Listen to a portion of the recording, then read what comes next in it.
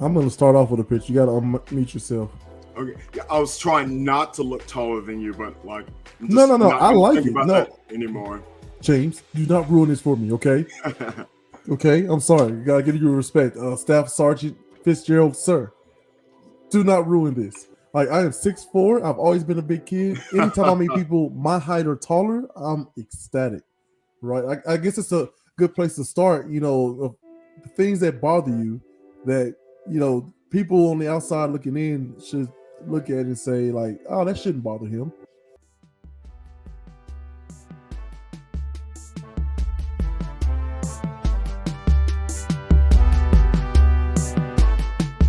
Right? For me, height. I was afraid of heights for a long time. We had a field trip from Riverside Elementary. Yeah. From Riverside Elementary, we had to walk across the Duck River Bridge. Yeah. I found out about that. And this is what happened. I told my mom, I can't do it. She says, that's okay. We'll practice. So we would drive by the bridge, right? Then drive over the bridge. Then look out. She'd have me like, hey, look out. Then we drive through and, hey, raise your window down. Hey, stick your hand out. Like, it's fine. And talk about trembling fear of heights. And so we do this a couple times. Then we walk to it. Don't go across it. Just walk to it. Then can we walk and touch it? And then can we walk, touch it, and take a step? And so on and so forth until I made it there and back. And then when the field trip came, I was so proud. I was just, this ain't nothing. This ain't nothing. And I look around and all the other kids are like, yeah, this is nothing. Why are you so proud? But yeah, what's something with you that, people may look at you and say, you shouldn't be self-conscious about that, right? Like, but you are. Like, I'll say my weight. Like, generally people have issues with controlling their weight in terms of gaining too much or like portion control, whatever it may be. For me, it's the opposite. I have a very high metabolism, even into my mid to late 30s. It's still very active. So I shed weight, like it's going out of style. So many people look at me and they're like, oh my goodness, I wish I had that. And it's like, no, for me, it's the opposite. Like, I'm very proud. Like, I'm very conscious of each and every single pound that I'm able to gain and hold on to because my body refuses to work with me in that respect. So when I say to other people, it's like, oh my God, like I gained 5, 6, 7, 8 pounds. They're like, oh, well, great. I'm trying to lose that. It's like everyone is in their own game. It's an individual sport. To continuously put yourself in someone else's situation, you're taking away from everything that you've worked up and you've experienced in your lifetime. Oh my goodness. Yes, man. I'm glad you said that. Holy cow, bro. If you could bottle that and sell it, you'd be Bezos times 12, right? He's worth, I think, somewhere around $190 billion, which doesn't even seem like a real number for one individual, but this is after divorce and all this stuff. Anyway, enough about him. But oh my goodness, please. I've got a boxing match coming up, hopefully later this year. We'll get into that. Frap you, Dean. Frap you, I'm coming. Okay, so anyway, sorry, I had to get that out there since this will be out before the Monday show. But before I get back to you, let me talk to the audience. Hey man, what the frap is going on with veterans in America? Okay, that's what we're here to find out. This is the show. I'm your host, J-Zilla, as usual. Today I have with me a very honored guest, very old friend, and I guess frenemy. We gotta talk about that too. Staff Sergeant James Fitzgerald. How are you, sir? I'm well. I'm excited to be here. It's an absolute pleasure. Good to join you. Old friend. I'm not going to say frenemy just yet. Like, we'll see how things go. No. I need people to understand where I'm coming from. And this is, I'm looking straight into the camera. Excuse me. Elaine Elizabeth Rogers. This is your fault, and he's going to tell you why I hide in a corner. Go ahead, Staff Sergeant Fitzgerald. Like, these are all situations that go back to our childhood, but mainly me and Elizabeth were dating, or I should say Liz. It's like, we were in a relationship. But like, she broke up with me in a note. I'm not gonna hold any qualms about that because text hadn't become such a big thing yet. But the person that just was there, just waiting in the wings, was my trusted and valued friend, Jeremy. Wait a minute. What is this waiting in the wing? I want you to understand how we got together. You hear that? You hear that in my voice? Yeah, that was a little bit of puberty. Trying to I've been transported back. So I got a mute button, but I need for dramatic effect. So anyway, I remember I felt like I don't know. Maybe I'm pretty sure I had a crush. I'm gonna tinker a little bit with this story, but I had a crush, and back in those days, I don't know about you. You were probably more sophisticated than I was, but I didn't know how to talk to anybody, let alone the opposite sex. Are you kidding me? Are you serious right now? Right? I was just in middle school last semester, so I tell her like, "Hey, I've got a crush on somebody. Can you guess who it is?" And of course, the hubris of Lainey is since you want to throw out nicknames and pet names and all this, or actually Liz, that's what you said. That's what you did to me on my own show. So hurtful. So anyway, literally, she goes, "Me?" And I was like, "Yeah, man." And boom, we were dating. So yeah, there's none of this waiting in the wings, no plot. I can't believe you said that. I mean, you're 6'4", so like you were just hanging over my shoulder like impending danger, just waiting on me to slip up.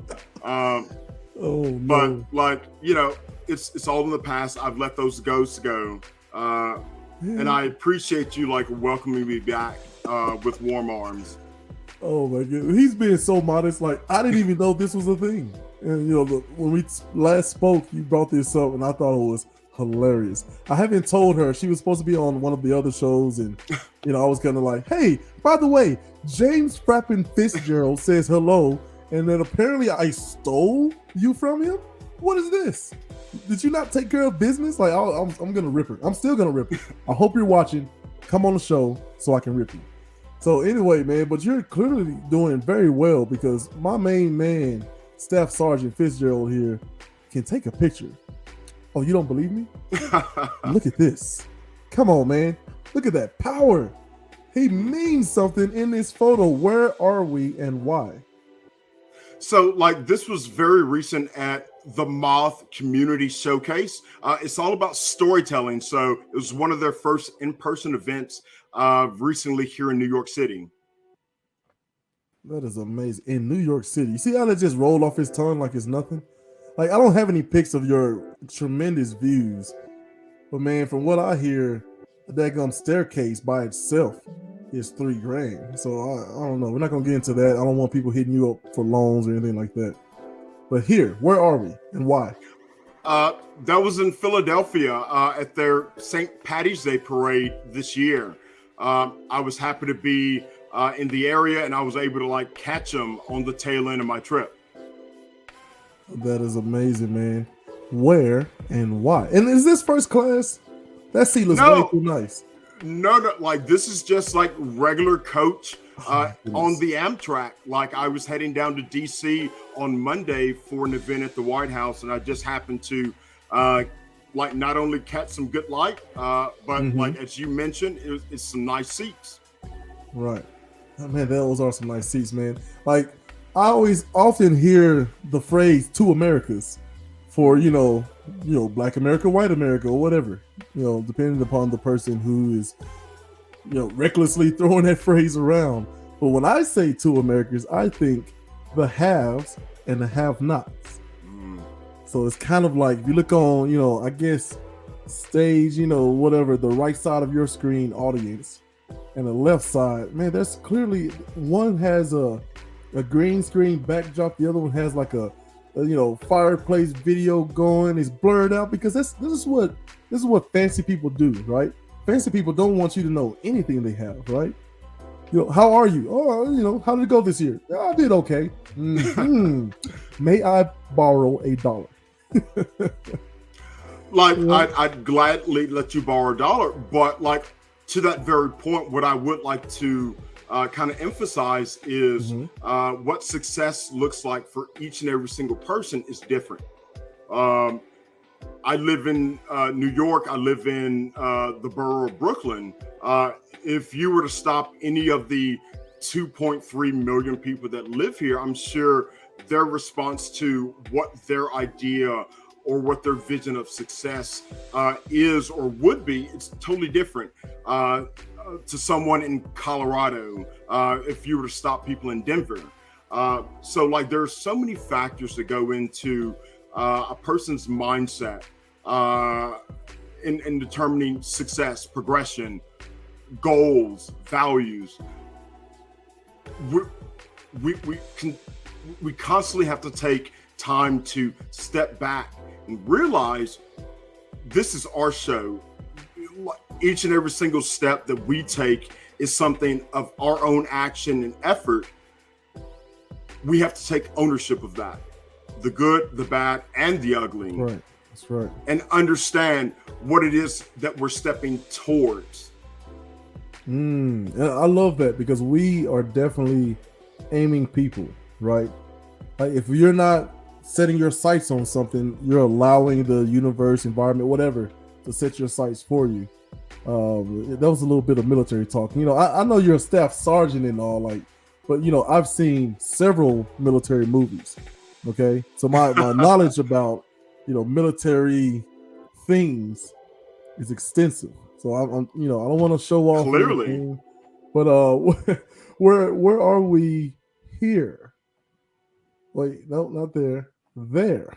There we go. Where are we and why?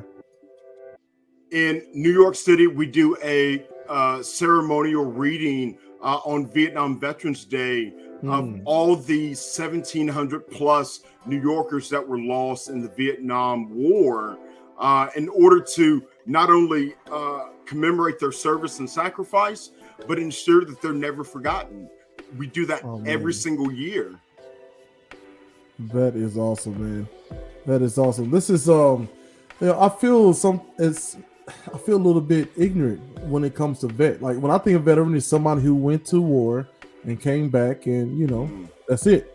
So like, what are some? I want to talk a little bit about educating people of what is a vet, right? So the idea of what's one thing that people don't know about veterans that you think that they should desperately know? See how smooth that question was. I didn't stutter. Y'all heard y'all just your ears heard the stutter. I didn't stutter. But go ahead, sir. Veterans come in all different shapes, sizes, colors, religions, nationalities. The common thread above all else that a lot of people don't understand about military service members that are on active duty, but also veterans, is the desire to serve is the utmost objective when we sign that dotted line, which is basically a check up to and including your life. When we come back, that same desire to serve has not gone away. It has not been extinguished. We're just looking for new methods to employ that service. That's what I think America at large has to understand about military veterans and service members, is we are here to serve. A lot of what you're looking to us for is not our job nor our duty. We are serving the 330 plus million people, whether it be in our capacity as a military. Our capacity is to do what's necessary and in the best interest of the United States. Nothing else. Like, it's a job that we are selfless about, but it takes away a lot of the individuality that the American public has in order to have their opinion be heard and also acknowledged. It's like, we're in a position to serve. Right. That is it. from start to finish. And I think that is lost in so many different ways, that it's about glory, it's about heritage, it's about so many other things rather than just the bare basic principle of service. Right, man, love that. And look, I'm gonna risk something here, and I'll give you a little bit of a backstory, but I'd be remiss if I didn't take the time to say thank you for your service. And this is one of it leads me into one of the other questions, which I've had people, tell me, veterans tell me, they're like, I hate hearing that, yada, yada, yada. And so somebody was like, man, so do we just not say it anymore? I was like, he could have had a bad day today, right? Maybe he just heard it and then people treated him like crap after he heard it, and he's, connected it to something negative. I said, but as far as I go, I'm going to risk offending some veteran by letting them know that I am, because like I played football, I played sports for a long time. Yeah. And you talk about the wear and tear and the time management, the controlled stress, but stress nonetheless, and then the euphoric feeling. Like even so, me getting or stop playing sports, right? And other people like me. Shout out to Sidney Dean Williams out there. I'm coming for you, bro. Tomorrow night, I'm gonna frap you up on air, and then in August, I'm gonna frap you up in the ring. Don't worry about that. That's a little thing, a little slide thing going on. The gauntlet has been cast. Oh man, you have no idea. It's time for Sidney Dean Williams to be humble, and I'm gonna be the one to do it, or be humble. I don't know. I'm willing to risk a lot. Staff Sergeant Fitzgerald. Okay, I'm willing to risk a lot. I mean, not, but a lot. Like you always have to have 2 speeches ready, just to cover your bases. Like, I mean, absolutely. That is the definition of being prepared. Absolutely. Like, I've never heard him. Well, first of all, so livid, and then secondly, he got to a place where he went here, and then he came down here and was like, "I hope you're ready, because if you think I work out now, I'm gonna go put in overtime for this." I'm like, oh my God, what have I done? Exactly. I mean, everybody's scared around here, that gummy. But like, even if it like doesn't come out in your favor, understanding that like you're a motivational factor for another, like got them further or to a much higher level than they could have been without you. So like you're that catalyst that made them better and improve them at their craft. Yeah, tomorrow night I'm gonna try to craft some sort of a deal. I'm gonna have the audience craft it for us. Like, if I win, here are my list of dadgum demands that will be met. Right? Because if I win, then I can kind of like talk a little bit more trash, just a little, just a tinge. But if he wins, he can make his list of demands, and we'll have the audience and the internet that is undefeated, never lost. We'll have them come up with some very interesting things. But enough about that clown, or I mean nut. I mean. Gentlemen. So I don't know, like, I know from sports, like, I didn't realize, so the mental decay that I suffered from, stop playing sports, right? A lot of people just like, oh, it's just a game. Like, it's so much more than that, right? The game is for us. We, like, NFL players are quoted as saying, like, you pay me to practice, but I play the game for free. Like, it's just a real love for the sport and the craft and the art itself. But it's also, that part is for y'all, you, the audience. But for us, the camaraderie. Like, I didn't realize I didn't have the camaraderie. Like, I didn't realize when we're working out, that's a controlled stress. And then when it's over, the endorphins start to flow. I didn't realize while we're stretching, the deep breathing techniques, talking to coaches and other teammates about stuff that's going on. That's a counseling service. Like, all of those things were included, and we didn't even realize it until it was gone. Then it was like all this anxiety and, just built-in rage, and you don't know where to put it in, crazy things happen. So I could not imagine putting your life on the line for someone or something or country or anything, your life on the line, and then coming back, and then all of a sudden it's just all over. Like, I imagine you have to find something to do quick, fast, in a hurry, or it just doesn't go well for you. What are your thoughts on that? So everything that you just expressed, like, we could spend a lifetime discussing it and dissecting the various aspects of not only the parallels to sports life and Mhm. military life, but also life after. Um, get as you're actually performing and operating at peak levels, you're doing that alongside others that not only are operating at the same level as you, but doing it alongside as a team, a cohesive unit in harmony. Sometimes you're experiencing that harmony for the first time. All those things are such formative experiences, and then when you separate yourself from them, you truly understand what it is, not only that you had, but what you've lost and are seeking yet again. Right. What you described, just in your experience in sports, it involved a lot of structure, below, on par with yourself, and above. Always look back at the components that were a composite and comprehensive force of that motivation. It was my soldiers. So everyone that was beneath me, it's like, oh, I need to get there. So they had their leader. My peers, it's like, Right. oh, like they're depending on me. Otherwise, they're gonna have to pick up my slack. My superiors, it's like, oh, they're depending on me to be there. Otherwise, they're going to have to answer for why I am not doing my duty. So, like, there were so many things that played into my thinking. It's like, it's not just me, oh, I'm tired, oh, I don't want to do this. It's like, there's so many things that are factoring in to why I'm getting out of bed, why I'm taking a shower, why I'm doing all the things necessary in order to be there. Right.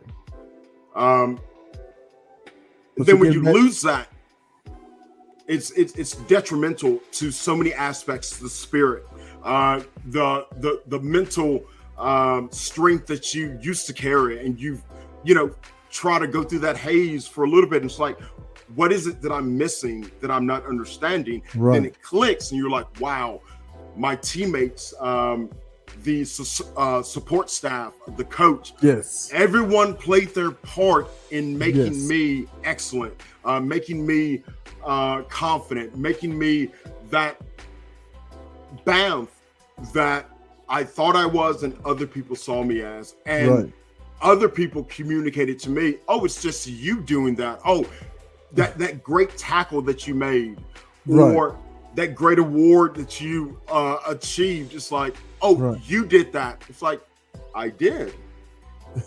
Not factoring in the other components. It's like, oh, my spouse always made sure that my clothes were cleaned and I was up and blah, blah, blah, blah, blah. Right. Adversely, my parents always made sure that I was up and at school and on practice and had my homework and grades. It's like, it's a community that's surrounding us, wraparound services that supported us, and they're invisible for so long until they're gone. My goodness, man, I couldn't have said it better. That is it. You described childhood, school life, sports life, all of that. And I'm trying desperately to get some of my old teammates to really understand, like, hey, get into therapy.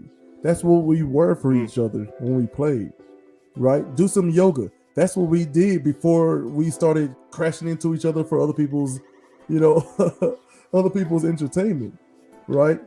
Do some meditating. That's what we did. Those breathing exercises when we were lifting and all that stuff, that is literally meditation, right? Start recognizing some of these things, and above all, just understanding that football, basketball, baseball, the military, that's something you did.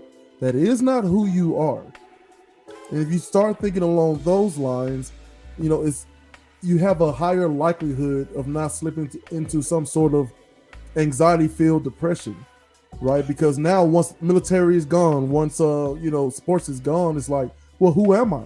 Like, right, you weren't the thing, you were doing the thing. Yeah.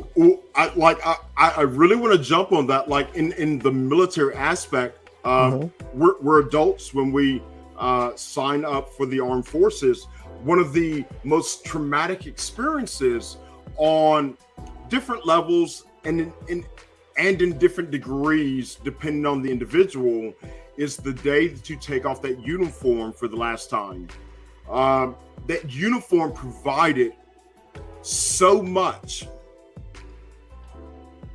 You don't realize it until you take it off and try to move into another room and do the same thing. Lead the same, right? Or, serve the same, right? Be that same individual and identify with the same strength of character and knowledge and experience, right? Without saying, oh, I don't have the uniform, so I'm not that anymore. I'm John, I'm Tom, I'm Tina. It's like, no, you're the same person. You're just in different clothes. Right. So, leave the pain behind, extract the wisdom. Right. I hear that a lot. Leave the pain behind, extract the wisdom. And then, learn a new skill set. I try to tell my kids, and I probably say this 1,000 times already, right? I talk to my kids constantly when they get into these funks of like, well, I don't know, like, one draws and she has a block, the other one writes, and I can't quite picture, the story I'm trying to tell. Well, that's fine. Practice grammar, practice spelling, practice structure, practice, short stories, write some short stories. And if you get some sort of spark, move on to the bigger ones, right? I mean, art, just I literally looked up some stuff for my daughter, who was having this, block or whatever. And I was like, these are some of the top artists. I listened to their interviews about what do they do when they experience this. And it's funny enough, they all say the same thing. I just threw myself into life for inspiration. And in the meantime, I'm just drawing a bunch of triangles. I'm just sketching. I'm working on shading. I'm literally sharpening skills. So when the muse enters into my sphere, now I'm even sharper than I was before I had the block. Right? And I just think we should all take that sort of approach. Right? Just throw a bunch of skill sets at it until you realize who you are, after football, who you are after military. Right? Go learn a new skill set. Learn to type, Yes.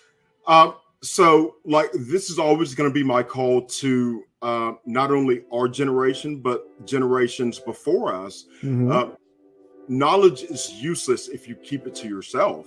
So a lot of my time and a lot of my effort is spent on improving myself, yes, but also distilling everything that I've learned and experienced to the younger generations without them having to go through. It's like, oh, I got shot in Afghanistan. These are some of the lessons I learned in my recovery and trying to figure out who I am after the military. It's like, I don't need you to go to Afghanistan and get shot and experience a war to learn these lessons. What I'd like to convey to you are not only those meaningful lessons, but how you can learn those at a young age, no different than I did as a young adult.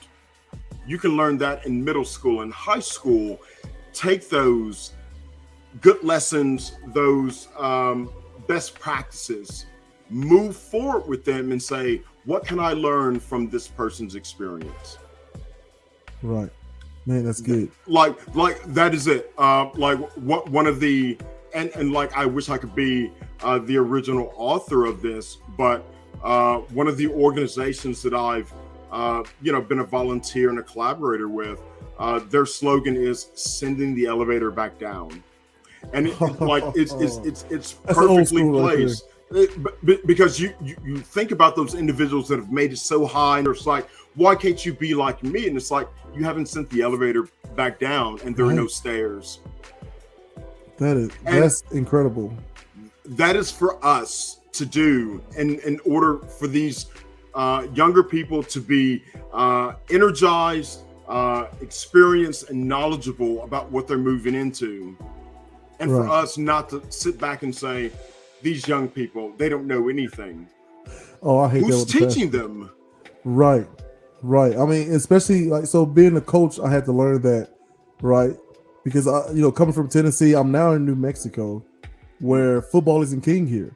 There's some basketball and soccer, and things I've never even heard of, and then there's way down here football. There was a point in time where we were undefeated, Fitz, and just kicking butt everywhere, and then like still nobody was coming to the games. We had to get into like double digits before it was like sold out and big matches I mean, it was just crazy. So I would kind of use this as a crutch, being from the South. Oh my goodness, this is not real football. Like, I don't even know how to coach this, right? You know, I don't even know, like, don't raise your voice. You know, they have meditation periods. Like, well, what is this? You know, because I'd been out of the game for over a decade, and some things changed. So I think, I don't know, just one of those realizations of like, okay, let's meet them where they are. Let me be quiet. Let's, you know, pull back. That's part of leadership too, is knowing when to pull back and let them take the wheel. And those kids really taught me a lot of good lessons, you know. I think that's important for us to understand. Yeah. Like, I'm going to preface what I'm about to say with, I was successful in the military. I had a great career, a lot of accolades as a military leader. But one of the greatest lessons that I learned was when I became a veteran, and I was doing some temp jobs in the beginning months that I moved to New York. And an individual that was my supervisor was off the chain, yelling, you know, just like, oh, run over here and do this, and like just making the entire workplace hostile and just like cease to a halt in all operation just because of their inability to communicate efficiently and effectively. It wasn't until that experience ended that it dawned on me. It's like, wow, I just worked for myself in those beginning like years of my leadership time. I became a leader at like 21 in the Army, getting people trained to lead them into combat. And it's like, my leadership style wasn't the best. I'm going to be like absolutely honest about that. But it wasn't until much later, until I got out and experienced that. It's like, so this is a little bit of what my soldiers were experiencing when their first line supervisor comes in. I'm in a bad mood, so I make sure everyone else is in a bad mood. I'm stressed out, so I make sure everyone else is stressed out. I'm pressured, so I make sure everyone else around me is pressured. You're sending the negative elevator back down, right? And it was like, ooh, and there was no talking to this supervisor. And literally, I remember sitting on my bed thinking, that's me. That's me at 20, 21, 22. No one could tell me any different than what I was already thinking. And I was in charge. I'm the supervisor. I'm the leader. I'm in charge. It took me so long to understand it's not about me. I'm leading them, yes, but it's my duty, it's my responsibility, it's my obligation. To lead them appropriately and to take care of them, because they're following me wherever I lead. And like, you've never, like, for me personally, it's never been such an experience to train individuals to like go to a war zone and see them do things that like you couldn't imagine in any other circumstances. Like, I just met that man 9 months ago when he joined the military and came to like my unit. I'm training him to go to combat. He just met me too, and he's running through fire and bullets and grenades because I said so. And it's like, he's doing that because I'm his leader. That's a huge responsibility, right? You try to transfer that knowledge, that experience, that mindset, that outlook to the younger generations when they become a supervisor in any position at Burger King. Have it your way. Let's have it an easy way so everyone can do their job, because they may work for you, but in order for you to complete your job and be successful, they have to do theirs. And see, I never understood that in sports, because the better you are at your job as a coach and as a, you know, administrative, you know, unit, right? Because it takes a village to run a sports team. The better that everyone at the top is, the better the children will be. And as they go off to college, there's more notoriety for yourself and your school. that directly leads to some sort of financial gain when you become a pipeline for one of these major universities. So I never understood when one, you would give up on a player, or two, your idea of building a player up was literally taking the things that they're most vulnerable about and just using that as a weapon to quote unquote make them tough. I never had respect for those types of coaches. Now, there were coaches that I had huge respect for who did use volume, right? You know, shout out to Coach Howard Stone. Like, he let you know exactly how he felt and when he felt. He's not lying about what he's saying. You know what I mean? Yo, blah, blah, blah. And I was like, yeah, I did do that, you know. But that felt still, even though there was a lot of volume involved, that felt like love. You know, some other coaches, like the types of leaders that I gravitate towards are the ones that I don't want to let down. Like, they have given me so much knowledge, so much. I just don't want to let them down. And I will, like you said, run through that wall, run through fire for them, you know, versus the a-hole coach, right? Like, whatever. It's like, and our entire conversation is a parallel of life experiences, sports and military. I did play sports. I just sucked at it, so I'm not going to use that as my parallel. I mean, you played the greatest sport of all, military. So, I mean, thank you. But it's one of those things, like a lot of the values and soft skills, which is like kind of one of the umbrella topics of our conversation. These soft skills that are instilled. And these mentorship relationships that you're able to grow and evolve, because just like kids evolving through their parents' actions, you're doing that through your various mentorship relationships, your coaches, your teachers, you know, your pastors, like community leaders. You're watching them and sometimes subconsciously mirroring their behavior, their actions, their opinions, all those things. And then that can trickle down. So like the campsite rule should always apply in your interactions. Leave things better than what you found them. We all have bad days. As a coach, like, yeah, it's not always going to be your A game, but what that player is hearing is policy to them. No different than when the president of the United States speaks. The military listens. It's like, that's our commander-in-chief. Commander-in-chief speaking to us, giving policy. The coach calling plays, letting us know what we're doing right, wrong, and different, whatever it may be. It's like, it's policy. So whether they know it or not, good days, bad days, when they speak, it matters. Yes. When parents speak, it matters. All these are a cycle that, you know, grows and evolves as we grow and evolve. Your perspective as a player about, the relationship with the coach and the school, and how my success can like trickle back down to notoriety.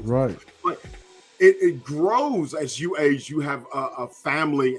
Your kids play sports. It's like, oh, now I see how this works out. Like, why he gave up on me. It wasn't necessarily him giving up on me. It was the school. It was my family. It was this. It was that. Like, you evolve. And I think a lot of people like to hop on the term soften. And I see it as you become a little bit more sophisticated in your outlook.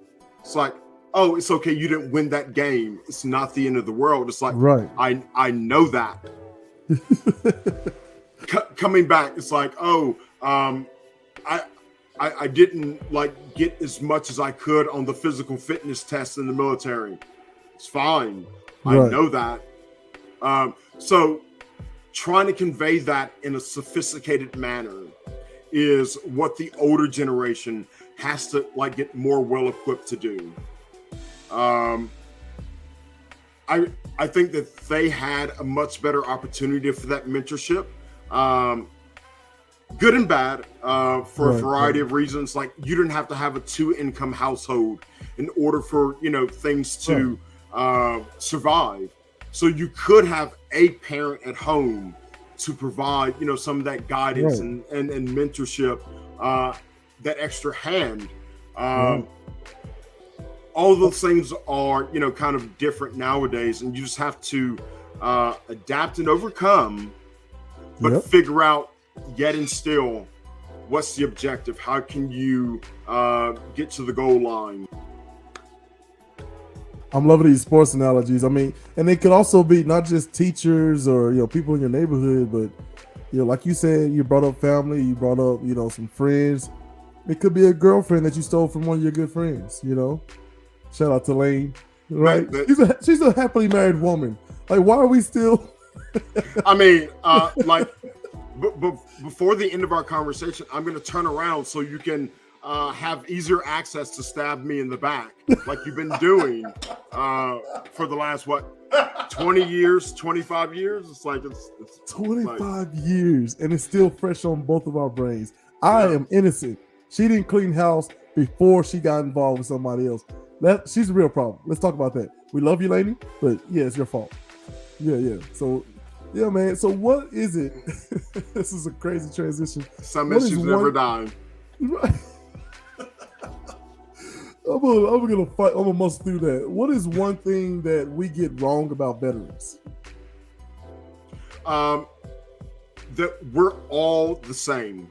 We're all looking for the same kind of outlook when we come home.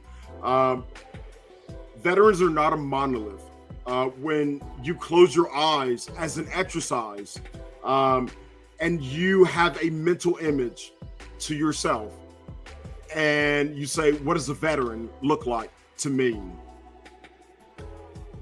If it's not a Rolodex of figures, then you're like in the wrong. You have to get better.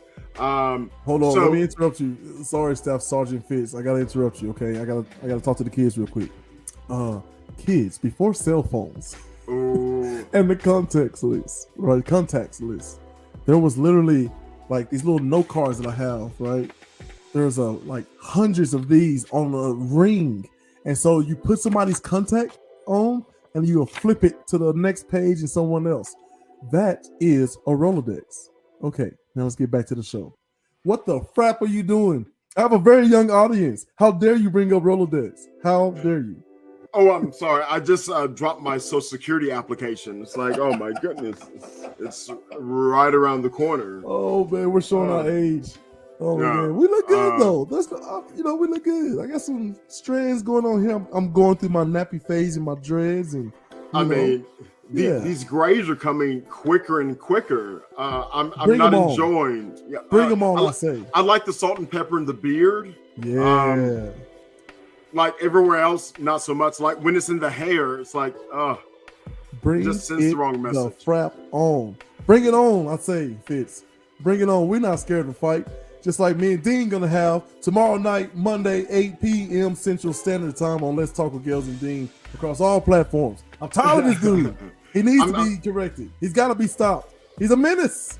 I mean, you gotta like put your foot on the line at some point and just say enough is enough. Yeah. Otherwise,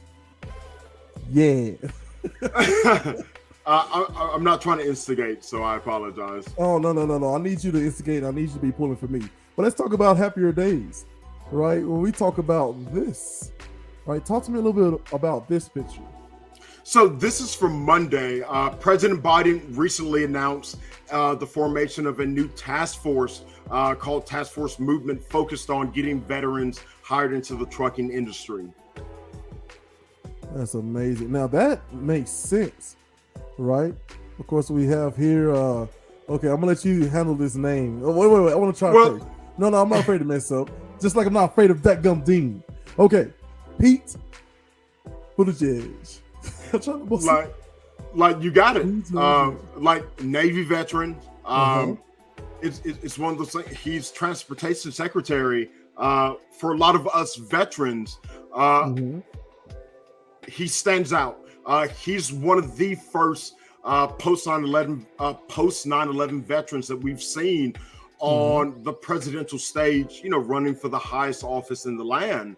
Right. And he definitely represented us well. So to see him,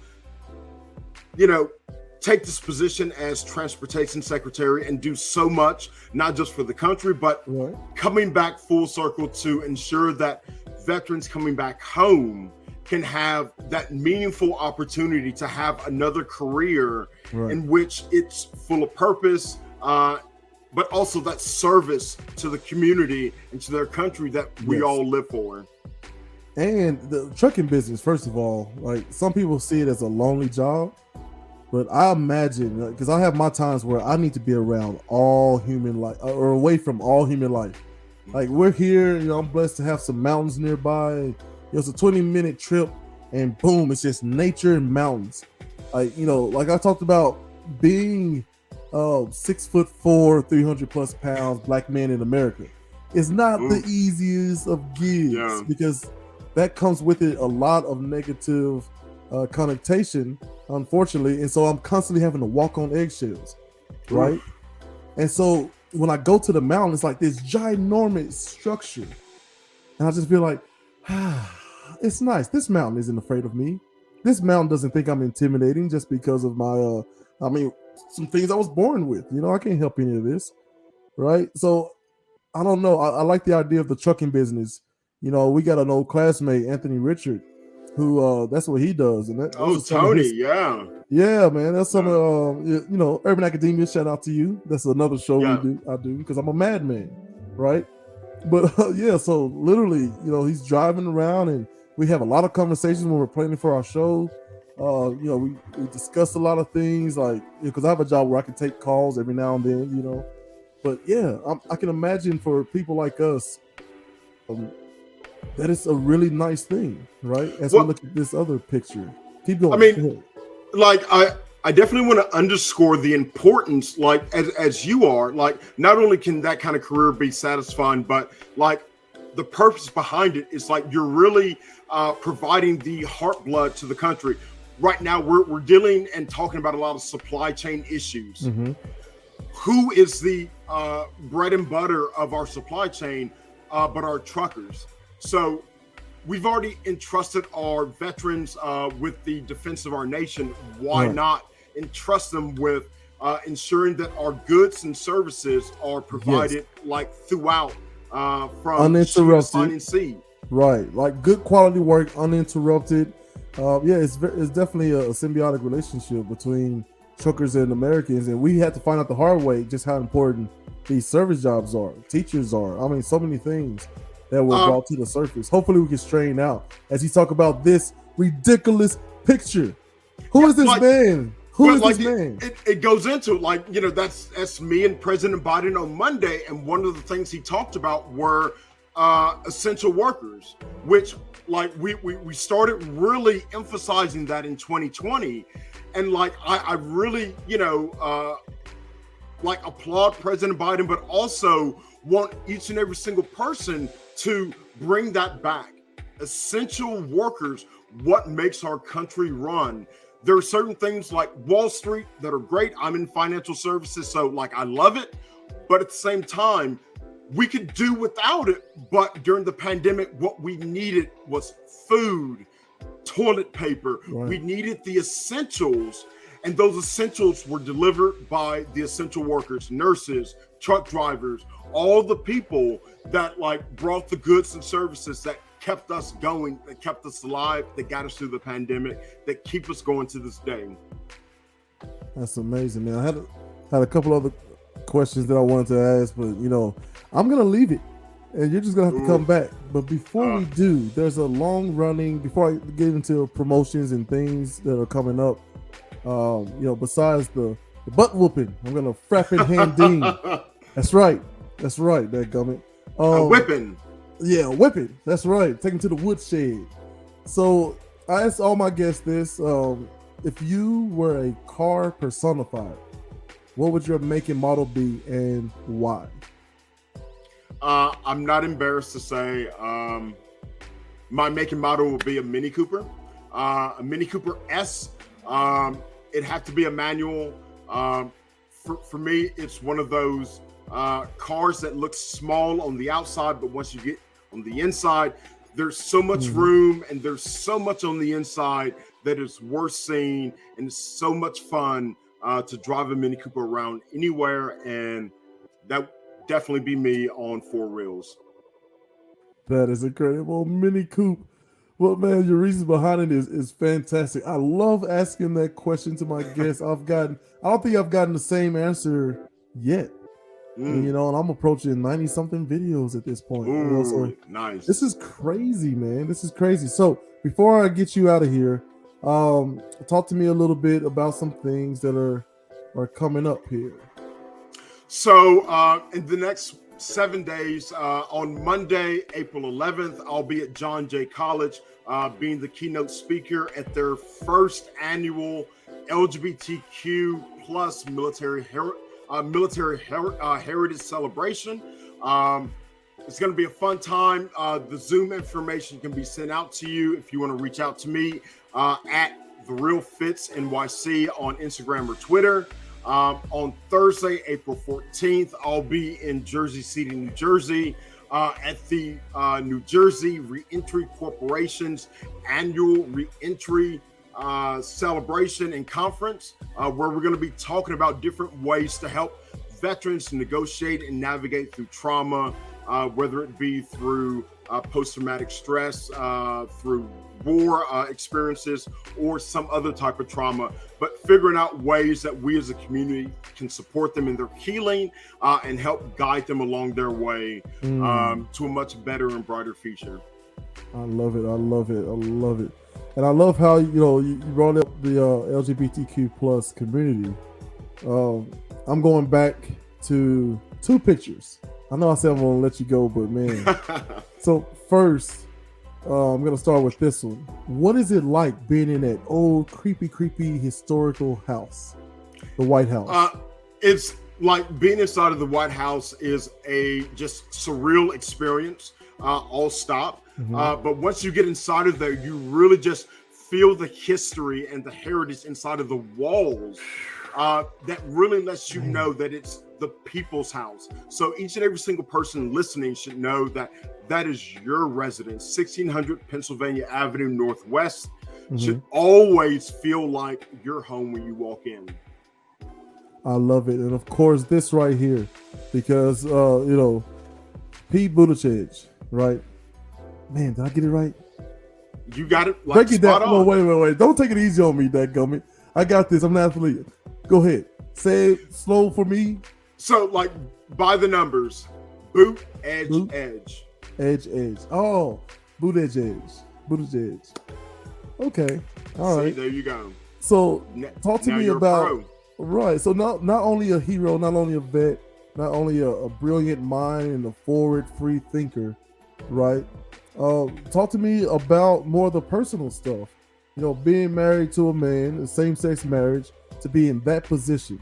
What did that mean to you? And the LGBTQ plus community. Can you describe a little bit about that? So, just one thing that we've always heard, like throughout our lifetime, seeing is believing. Like growing up, I never saw anything like that in my life, whether it be on TV, in person. So seeing someone like Secretary Buttigieg and his husband Chasten, they just had twins. It's one of those things that it lets me know that not only is it possible, it's tangible for me as well. If it's tangible for me, it's tangible for others. And I'm a child of the 80s with Mr. Rogers as a staple of my childhood. And what he used to say, if it's mentionable, it's manageable. And so, like, being able to mention Secretary Buttigieg and his family means that it's manageable for me to negotiate my life in a way that can ultimately lead to that as well. I love that tie back to our childhood, man. And Mr. Rogers, if anybody, please go watch the documentary on him.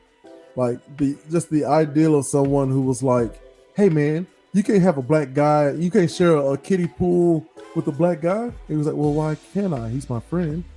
Like, what's the problem?